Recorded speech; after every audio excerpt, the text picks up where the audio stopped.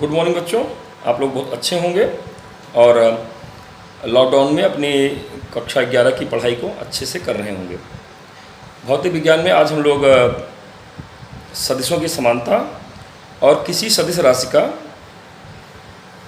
वास्तविक संख्याओं से गुणन के पश्चात क्या परिणाम होता है इसके बारे में जानेंगे।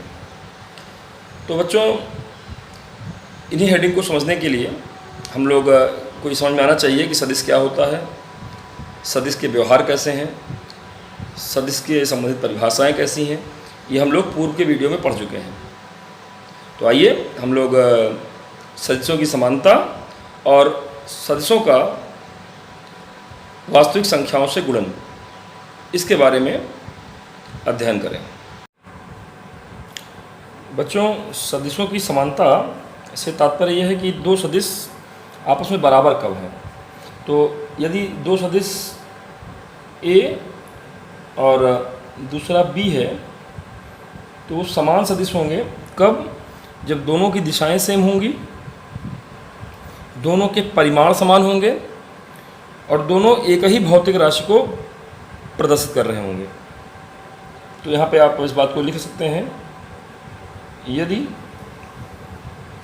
दो सदिश समान हैं तो उनकी दिशाएं, परिमाण व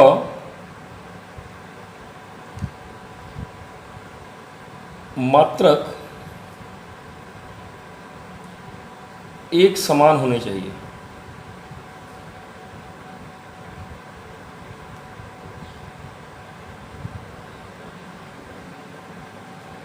vector A is equal to vector B। मात्रक समान हो तात्पर्य है कि अगर एक फोर्स F1 है, ये 5 न्यूटन पूर्व दिया है और दूसरा फोर्स F2 है, तो अगर F1 और F2 आपस में समान है तो ये पक्की बात है कि ये भी वही उतना होगा। कितना? 5 न्यूटन पूर्व। इतनी स्थितियाँ क्या क्या? परिमाण, मात्रक और दिशाएं अगर समान हैं तो ये दोनों सदिश समान सदिश कहलाते हैं। आइए बच्चों, आपको एक और हेडिंग बताई जाए जो आपके सिलेबस में है, वो है सदिशों का वास्तविक संख्याओं से गुणन। सदिशों का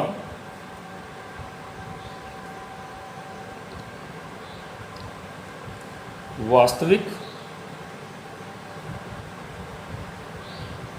संख्याओं से गुणन, रियल नंबर्स। तो जब किसी सदिश A का गुणन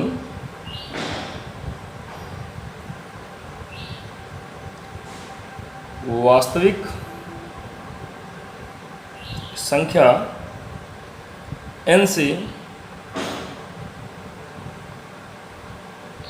किया जाता है तो एक अन्य सदिश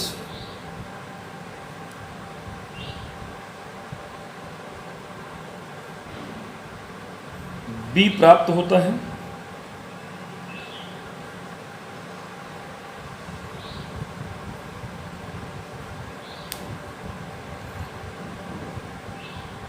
B is equal to n into A।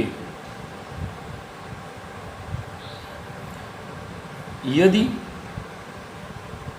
n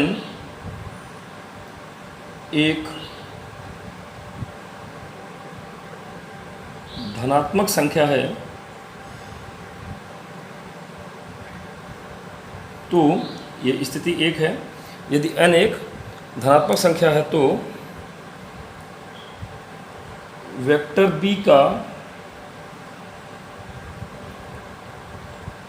परिमाण सदिश ए से n गुना n टाइम्स हो जाएगा तथा दिशा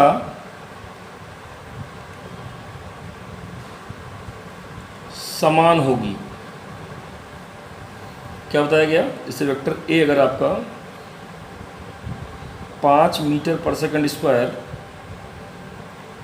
उत्तर है तथा n की वैल्यू 4 है, तब जो नया b आएगा वो n इंटू ए अर्थात 4 गुणे 5 मीटर पर सेकंड स्क्वायर उत्तर। तो फाइनली b की वैल्यू क्या आ गई? आप देख रहे हैं कि दैट इज 20 मीटर पर सेकंड स्क्वायर उत्तर, मतलब परिमाण n गुना हो गया और दिशा में कोई परिवर्तन नहीं हुआ। ऐसे ही दूसरा केस, इसमें वास्तविक संख्याओं में अगर n एक ऋणात्मक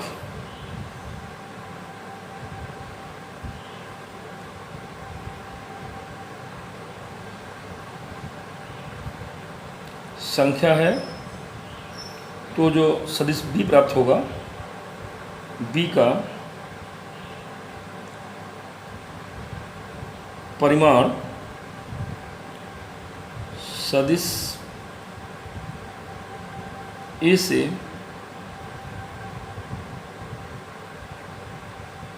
n गुना तथा, यही खास ध्यान देने की बात है, तथा दिशा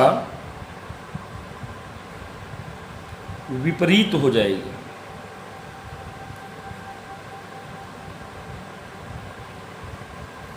उदाहरण समझ लें, ए बराबर आपका 5 मीटर पर सेकंड स्क्वायर उत्तर है, उत्तर दिशा की ओर, तथा n बराबर आपकी -4 ले लीजिए। तब p की वैल्यू क्या हो जाएगी भाई? n इंटू ए -4 इंटू 5 मीटर पर सेकंड स्क्वायर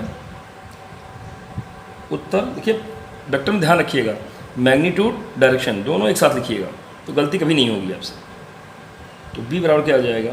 -20 मीटर पर सेकंड उत्तर, और माइनस में उत्तर होने का मतलब हो गया कि प्लस में कर लेंगे इसको 20 मीटर पर सेकंड, और दिशा भी माइनस के नाते से विपरीत हो गई, तो दक्षिण दिशा।